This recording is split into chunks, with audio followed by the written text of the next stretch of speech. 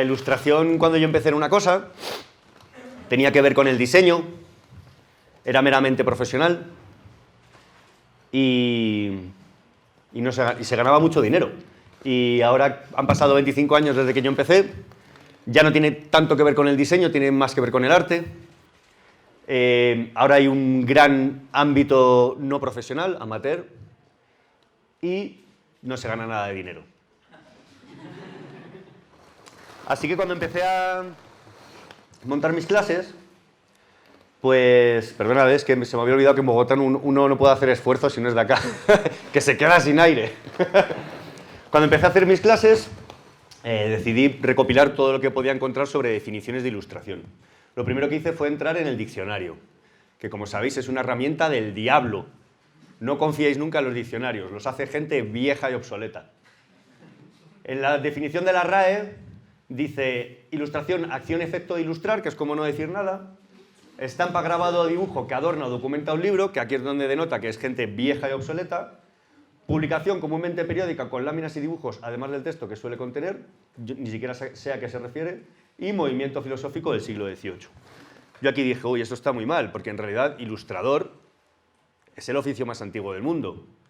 Dicen siempre que es la prostitución, pero no hay pruebas de que en las cavernas hubiera prostitutas y en cambio sí hay pruebas de que había gente que dibujaba. Entonces seguí investigando y entonces le pregunté pues, miren, hoy en día quien manda son las agencias fiscales, ¿no? Y dije, bueno, pues voy a preguntar al fisco qué opina de mi trabajo como profesional. Y pues cuando uno va a apuntarse en España a la cosa de los impuestos como ilustrador, le meten en profesiones liberales, artísticas y literarias. Pintores, escultores, ceramistas, artesanos, grabadores y artistas similares.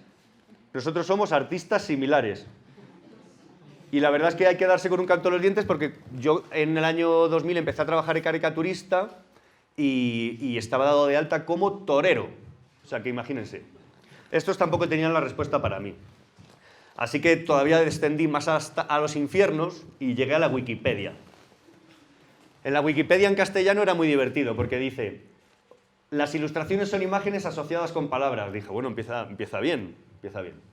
Esto significa que podemos producir imágenes que llevan un mensaje como las pinturas rupestres, yo no sé cuál es el mensaje de las pinturas rupestres, y los mosaicos religiosos.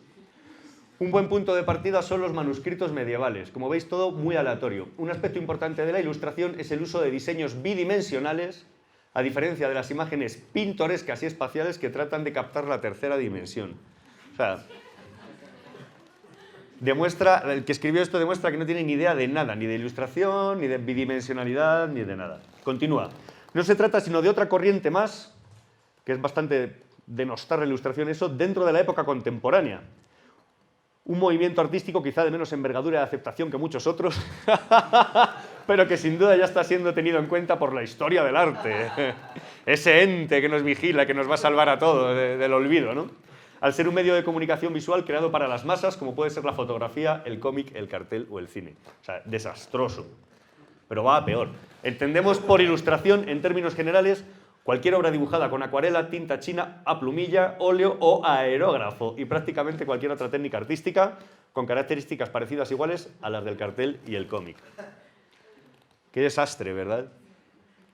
O sea, entonces dije, no soy ilustrador. Pero por suerte me fijé que ahí en la Wikipedia hay como un montón de idiomas y fui pinchando en otros. Ay, perdona, que continuaba. Todavía había más. Este es el mejor. La ilustración se muestra llamativa hacia el espectador para que compre, por ejemplo, un cómic o un libro simplemente por la portada. En la ilustración y en el cartel las formas se muestran de un modo maravillosamente exagerado, rozando la fantasía. Normalmente la imagen aparece generosamente coloreada con mucha luz y que contiene un mensaje icónico preparado para una percepción instantánea del mensaje, un mensaje que debe ser impactante y que llame la atención del espectador. El cómic ejerce una influencia innegable en la ilustración, a pesar de que es posterior. El tomo completo de un cómic ha de resumirse en la portada. Esa frase es para tatuársela, desde luego. Pues entonces, ¿para qué me voy a comprar el cómic si ya está resumido todo en la portada, ¿no? Toda una secuencia de viñetas se puede narrar en una sola imagen ilustrada. Y a su vez se puede decir que cada viñeta es una ilustración, pues recoge un tiempo real transcurrido en una sola imagen. Como veis, es desesperante. Pero, como digo, pinché en los idiomas que había al lado y se me ocurrió, primero miré en inglés, me pareció también, bueno, un poco más acertada, y pinché en francés. Para esto me sirvió vivir en París, para entender al menos esto y respirar tranquilo aquel día. Los franceses, como sabéis, son gente muy inteligente, un poco cursi, y que hace años que sí que tienen pues en consideración esta profesión.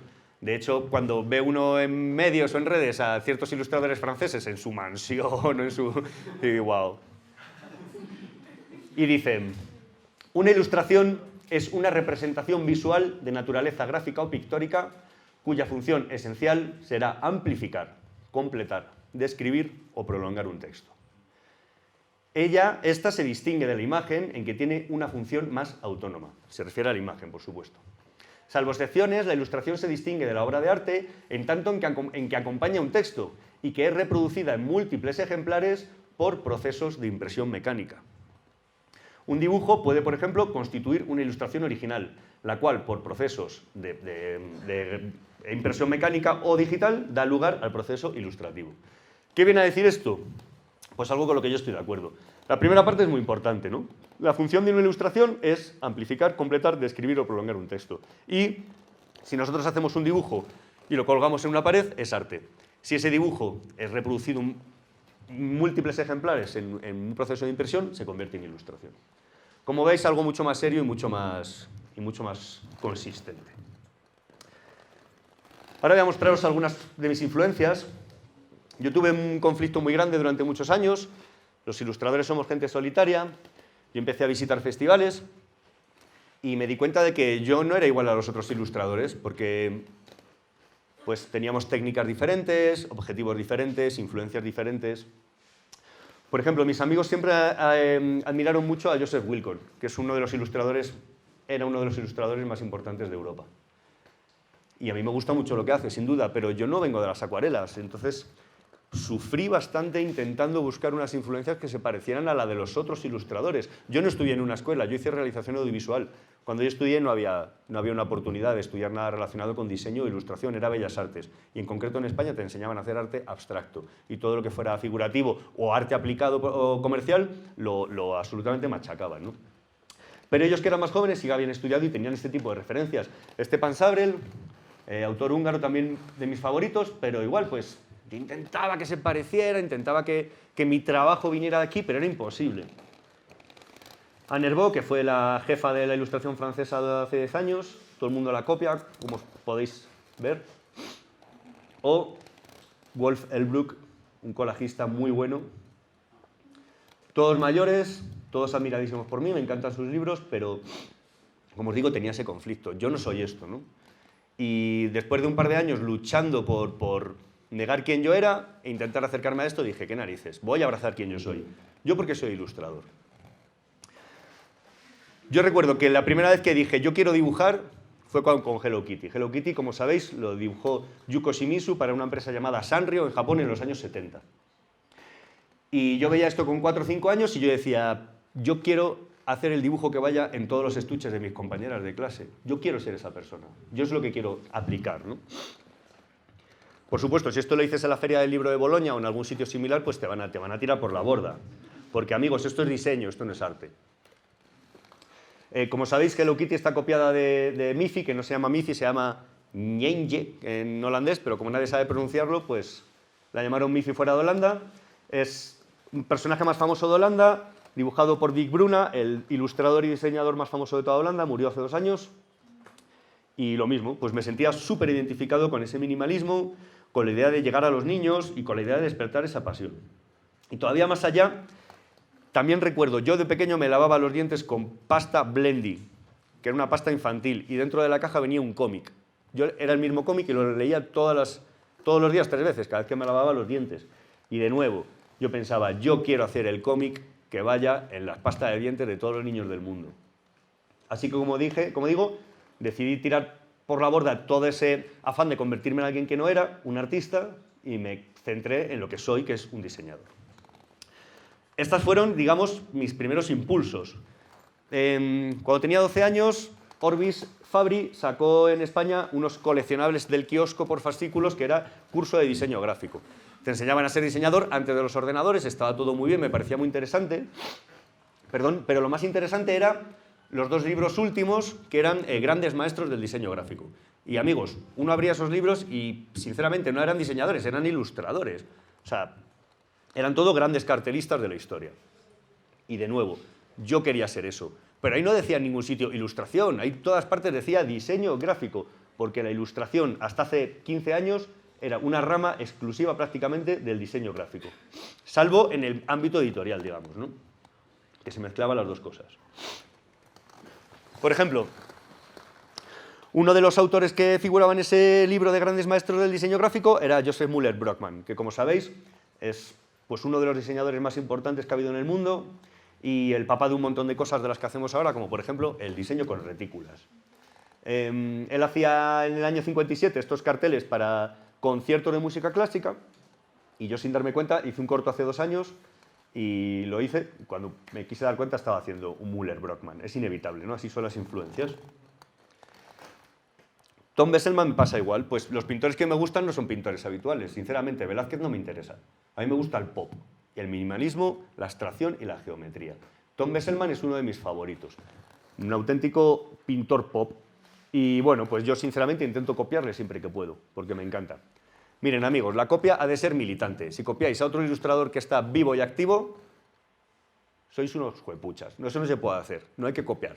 Pero si está muerto, hay que copiarle, porque esa persona, pero de verdad, es una militancia. ¿Vosotros conocíais a Tom Besselman?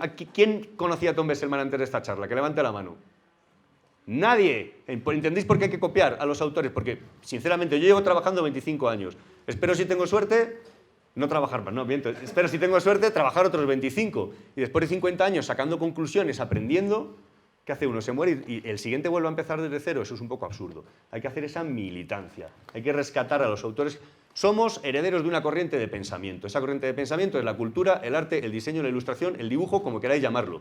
Es decir, hemos bebido de una rueda que venía de siglos atrás y pasamos por ella y esa rueda va a continuar. Tenemos que aportar. ¿Y cómo se aporta? Cogemos del pasado y proyectamos hacia el futuro. Otro de los autores que más me gustaban de pequeño era Ajax Barnes, un ilustrador argentino.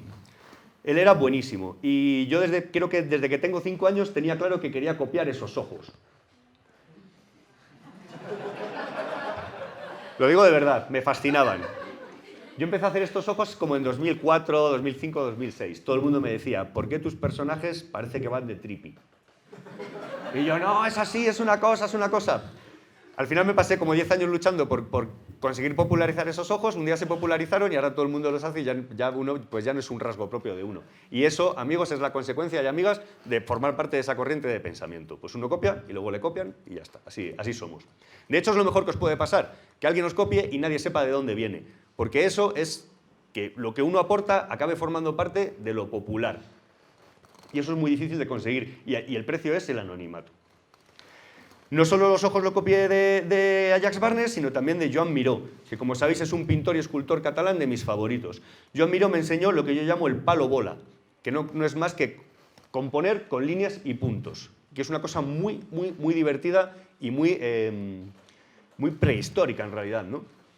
Y de él aprendí que cualquier figura abstracta, si uno le añade 2 ojos, se convierte en figurativa, como podéis ver ahí. Mis monstruos siempre se han basado en eso. Son manchas a las que si uno le añade esos puntitos y una boca, se convierte en algo figurativo. Y como digo, viene de Joan Miró.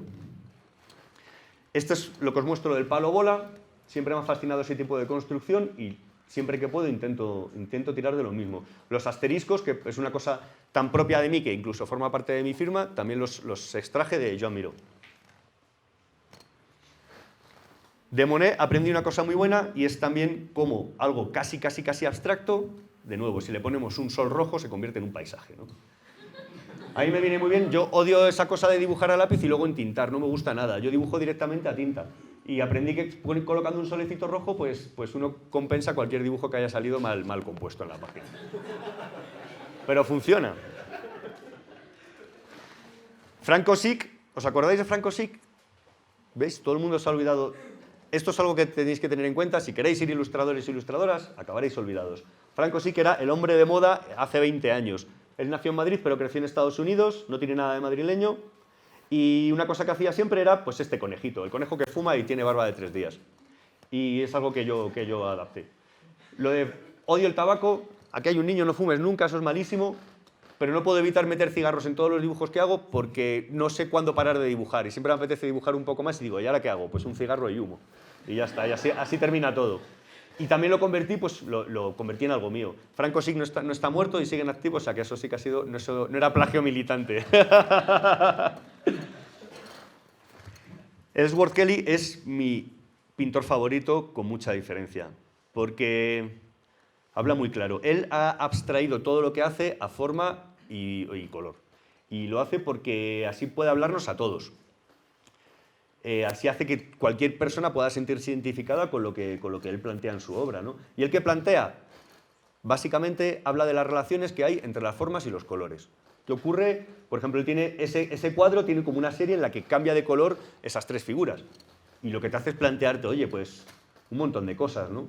¿Están todos en el mismo nivel o hay uno al fondo, otro acá? ¿Están tumbados? ¿Los estamos viendo desde arriba? Que plantea ese tipo de preguntas. Yo siempre digo que hace preguntas para artistas. No solo eso, sino que además él convierte con sus lienzos, él hace de la sala su propia obra, ¿no? Él a veces compone en lienzo y a veces compone en sala. Es decir, trabaja, pues coloca 3 lienzos rojos y uno negro y con eso hace una sensación. No solo una sensación, sino es un diálogo entre formas y colores. Y lo mismo, intento copiarle siempre que puedo porque me fascina. Yo quisiera ser como él. Si algún día tenéis oportunidad de ver una obra de Ellsworth Kelly en la realidad, acudid, porque en internet no dice nada, pero cuando uno se encuentra en la sala del museo es cuando comprende la grandeza de este señor. Paul Rand, me siento muy identificado con él porque él era un diseñador que hacía libros infantiles, como yo. No un pintor que hacía libros infantiles o no un arquitecto que se había metido a ilustración. Y a Paul Rand nunca le copió conscientemente, pero al final siempre me acaban saliendo cosas porque es uno de los que más he bebido toda mi vida, ¿no? Me fascina.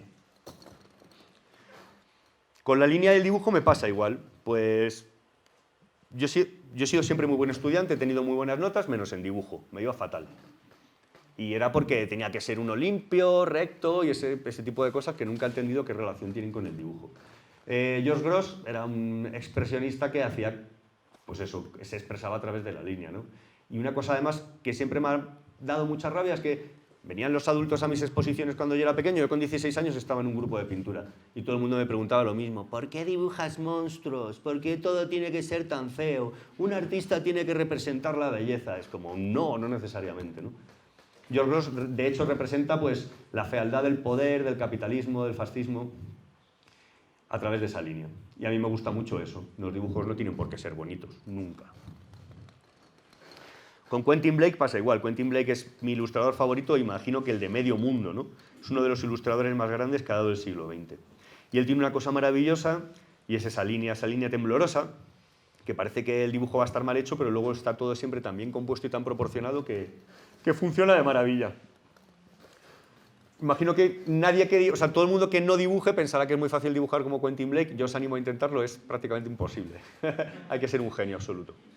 Una cosa que vi en un vídeo de él que me gustó mucho es que él hace el boceto con un marcador y luego calca con plumilla y tinta. Pero en el boceto nunca dibuja la cara, porque dice que eso es la frescura de la primera vez y del momento. Y es lo que deja para el final y lo hace a la primera. Muy bonito. Si podéis ver vídeos de él, hacedlo. En Inglaterra también cuidan mucho a los ilustradores. Acaban de abrir una fundación Quentin Blake, y eso que no ha muerto, enorme casa museo y demás. Y para terminar, quiero contaros un proyecto que hice. Uno de mis proyectos favoritos. Yo de pequeño he sido siempre un gran lector y desde que empecé a ilustrar he participado en todas las campañas de apoyo a la lectura que he podido, porque me encantan. Esto en España es muy sabido y me llaman casi siempre. Entonces, perdonad. Me llamaron de Grupo Santillana, que como sabéis es la editorial más grande que hay en Europa, el grupo editorial más grande que hay. Tienen televisiones, periódicos como El País y demás. Puño, queremos que hagas uno de tus carteles de apoyo a la lectura. Queremos repartirlo en los colegios y que lo cuelguen en clase. Entonces, pues me dijeron una serie de características. Queremos que estén representados todas las posibilidades de la lectura, que salgan niños jugando, niños con tablet, niños con libros, niños con móvil, niños con computador, que haya un grupo haciendo esto, otras actividades, otro dibujando. Entonces vi el briefing del cartel y me imaginé que querían algo parecido a esto. Entonces les dije, no, mirad, porque mirad, yo no soy la persona que mejor dibuja de España, pero sí que soy el que mejor argumenta y por eso siempre me llaman a mí, porque saben que lo que están pagando es otra cosa. Les dije, no voy a hacer eso, os voy a proponer otra cosa, escuchadme. Y entonces les envié un email con cinco temas. El primero era coherencia con el formato. ¿Qué queréis? ¿Contar 12 cosas? Pues haced un folleto, un fanzine, un libro, lo que sea. Pero si queréis hacer un cartel, hagamos algo propio de un cartel. Lo siguiente es el tamaño del aula. Si queremos hacer un cartel donde los dibujos son así de pequeñitos y un aula tiene más o menos, aquí no sé cómo será, en España las aulas son como de 8 o 10 metros, 12, depende. Pues, y queréis colgar el cartel todo el año allí, los niños no lo van a ver a no ser que se acerquen, ¿no? Un cartel tiene que estar para que se pueda ver desde la otra punta del aula siempre. Luego, ¿queréis que los profesores lo cuelguen? Hagamos que sea bonito, convirtámoslo en un elemento decorativo, o sea, que a ellos les apetezca colgarlo y que dure todo el año en la clase puesto. Luego, además, una cosa que es cierta, hay una gran tradición del cartel ilustrado, más en el mundo editorial en España y más sobre la animación a la lectura. Hagamos algo propio del cartel ilustrado, una metáfora, algo lindo, etc. Todo esto les dio igual, pero les dije, ¿queréis que haga el cartel en 2 semanas? Si yo hago todo esto no vais a tener tiempo de mandarme correcciones. Y eso fue lo que les convenció, ¿no? El plazo de entrega es muy breve, tenéis que hacerme caso, tengo que trabajar rápido. Dijeron, vale. Entonces les envié 5 bocetos. Esto siempre es una trampa, porque yo, evidentemente, creo que se nota cuáles me gustan menos y cuáles me gustan más, ¿no? Uno siempre intenta empujar al cliente a lo suyo, pero claro, también, ¿no? Tiene sus favoritos. Entonces les ofrecí 5 versiones, cada una tenía, digamos, un matiz. Pues una primera muy blanca, digamos, en la que los niños vuelan en libros, ¿no? Bueno, facilona. Otra un poco más reivindicativa y combativa, en la que una niña subida a una pila de libros gigante de colores conseguía hacer volar una paloma de la paz por encima de una alambrada, ¿no? Muy dramática. Otra muy propia de lo que yo hacía en esa época, que me dio por hacer gente con la cabeza partida por la mitad, en la que le salían cosas, en la que un niño leía y era un vergel. Otra con un montón de señores yendo a trabajar enfadados, pero hay uno que va contento porque va leyendo un libro, eso se ve en la portada. Y otra, pues un niño en una ciudad gris, caminando, pero a su paso porque va leyendo se iba abriendo un vergel, un jardín. Entonces, evidentemente, ellos se dieron cuenta de cuál es la que más me gustaba a mí, que era la de los señores, los señores enfadados, y me dijeron, venga, adelante, vamos con todas, puño. Envíanos el dibujo más terminado, y les envié esto. El Eros un buen plan era el lema de la campaña. Me pidieron que por favor no fueran todos señores, que metiera un poco pues, estudiantes, que hubiera equidad entre hombres y mujeres y de edades, y eso hice. Les presenté también la paleta de colores y bueno, aprobaron. Entonces, como veis, del boceto a la realidad tampoco hay mucha diferencia, les envié ese dibujo y también pues me dijeron, hay que meter los logos, porque esto, como ya sabéis, el cliente te va dando cosas tarde. ¡Ay, los logos! Hay que meter 2 logos. Bueno, moví todo un poco para que entraran los logos, aprobaron y envié la ilustración terminada. Quedó así de linda. Ellos quedaron muy contentos, ellas, pues sería absurdo hablar de ellos en el mundo editorial en España porque son todo mujeres, ellas quedaron muy contentas, el cartel terminó así, quedaron tan contentas que lo hicieron en 4 metros y estuvo colgado en Grupo Prisa 2 años. Cada vez que iba pues me hacía mucha ilusión, la verdad. Y este podía haber sido el final feliz, pero nunca hay final feliz para los encargos. Siempre hay un reverso tenebroso. 2 años después de haber colgado el cartel, alguien cuelga en Twitter: dibujos como estos, en plan El Roto, que es un caricaturista español, demuestran que los del baby boom, que es la gente mayor de 50 años, como sabéis, no tienen ni idea de para qué sirve un smartphone. Claro, pinché en el perfil de esta chica, ella se autoedita libros en digital. Y yo le intentaba explicar que mis libros están en digital, que esta editorial trabaja en digital y que hay una cosa que se llama metáfora visual, en la que un libro representa la lectura, no necesariamente. Ella, pues nada, pues montó una cosa, veis que tiene un montón de retweets. El mundo editorial está en contra de lo digital, los del papel, los mayores, los viejos, etcétera, ¿no? Todas estas cosas, esta guerra generacional que hay ahora tan absurda y extraña.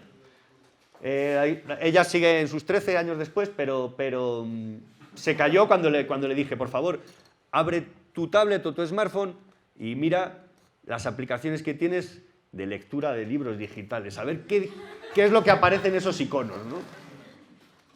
Y bueno, pues Ahora tenemos un problema con la literalidad, y es que todo tiene que ser literal, es muy difícil interpretar las cosas. Para un ilustrador es muy difícil, porque trabajamos con la poesía visual y la metáfora. Pero bueno, y tiene todavía otro final amargo, y es que 2 años después, puño, estamos tan contentos con la campaña que queremos que hagas otra. Pero que sea diferente, y que haya muchos más personajes. Yo les dije, ¿os acordáis que os envié 5 bocetos? Era lo mejor que podía dar de mí. No va a haber una idea mejor después de haber pasado todo ese proceso. Hay gente que piensa, no, hay que desechar las 3 primeras ideas. Pues no, estúpido, la primera va a ser la mejor, porque yo ya he hecho un trabajo de selección mental. Y bueno, les envié esto. Quedaron encantados, maravilloso. Pero no. Queremos que sea realmente parecido al del otro año. Y me hicieron cambiarlo todo y hice esto que nunca enseñé a nadie, ni colgué en ningún portfolio ni nada. Ahora lo veo y no está mal, pero no me gusta, porque es un autoplagio en realidad y me parece desastroso. Y con esto hemos terminado. Muchas gracias por escucharme.